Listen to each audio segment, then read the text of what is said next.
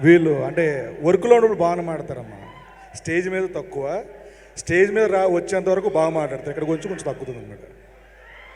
చెప్పండి వాళ్ళ today what good evening everybody and we are at Hanuman Prunis event and our art director is here, Nagendra Garu. I would like to know, so how was the experience with Hanuman working and with Prashant Verma Garu and entire team? All right, fantastic. Oh my God, wow.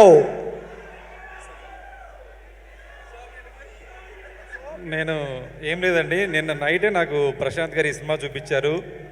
నాకు భయం వేస్తుంది మాట్లాడాలంటే ఈ cinema గురించి. యాక్చువల్గా నేను ఈ movie story విన్నప్పుడు కానీ చేసినప్పుడు కానీ ఒక అంచనా ఉంటుంది, ఈ సినిమా ఇలా ఉంటుందని. ఒక మంచి సక్సెస్ సినిమా, హిట్ సినిమా అవుద్దని నేను అంచనా వేసాను. బట్ సినిమా చూసిన తర్వాత అది ఒక 50 టైమ్స్ ఎక్కువగా ఉందండి. నేను నైట్ అంతా నిద్రపోలేదు. అలాగే ఏమండి, మేము ఈ జాంబిరెడ్డి తర్వాత ప్రశాంత్ గారు పిలిచి మనం తేజతో ఇంకో సినిమా చేస్తున్నాం అనగానే నేను జాంబిరెడ్డి కన్నా కొంచెం బెటర్ బడ్జెట్ ఉంటుంది అనుకొని వెళ్ళాను. ప్రశాంత్ గారు నాకు ఒక టైటిల్ చూపించారు, ఇదేంటి చదవమన్నారు అంటే హనుమాన్ అనే ఉంది, బట్ చదవమన్నారంటే ఏదో దీంట్లో ఇంకొక ఇంట్రెస్టింగ్ థింక్ ఏదో ఉంటుంది అన్నట్టుగా నేను కొంచెం సేపు ఆలోచించాను. తర్వాత దాన్ని విడదీసి చదవమన్నారు, హనుమాన్ అన్నారు. అంటే కొంచెం అర్థం కాలేదు నాకు, హనుమాన్ అంటున్నారు ఏంటి అని అంటే అప్పుడు చెప్పారన్నమాట. మనకు హనుమంతుడు మన చరిత్ర చూసుకుంటే సంజీవిని మొక్క తీసుకురావడం కోసం సంజీవిని తీసుకొచ్చేవాడు. అలాగే సీత కోసం వెళ్ళినప్పుడు లంకా దహనం చేయడానికి లంకను మొత్తం తగలబెట్టేవాడు. ఈ ఇన్స్పిరేషన్తోనే హాలీవుడ్లో సూపర్ మ్యాను, స్పైడర్ మ్యాన్ ఈ సినిమాలన్నీ మన ఇన్స్పిరేషన్తో చేశారు.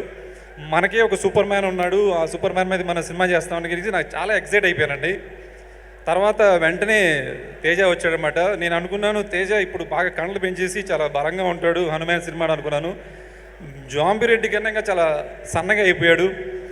మరి అదేంటండి హనుమాన్ అన్నారు, మీరు ఇతనేంటి తేజ చాలా సన్నగా ఉన్నాడు అనగానే నువ్వు కంగారు పడ మాకు, నీ కథ చెప్తానన్నారు.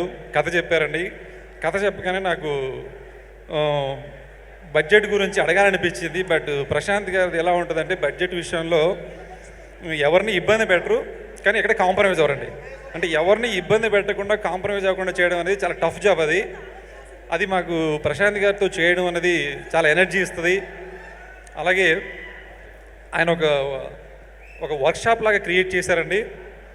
ప్రశాంత్ వర్మ గారిది ఒక వర్క్షాప్ ఉంటుంది. అక్కడ ఒక సైడు రైటింగ్ జరుగుతుంటుంది, ఒక సైడు మా ఆర్ట్ వాళ్ళు మేనేజర్స్ తయారు చేస్తుంటారు, అలాగే ఎడిటింగ్ జరుగుతుంటుంది. ఇవన్నీ ఒక వర్క్షాప్లో జరుగుతూ ఉంటాయి. అది ఒక పాజిటివ్ వైబ్ ఇస్తుంటుంది. కాబట్టి ఈ సినిమా చేయడం అనేది చాలా ఎనర్జీ ఇచ్చిందండి. ఆ ఎనర్జీ నేను సినిమా చూసిన తర్వాత నన్ను మాట్లాడడానికి వీలు లేకుండా చేసింది.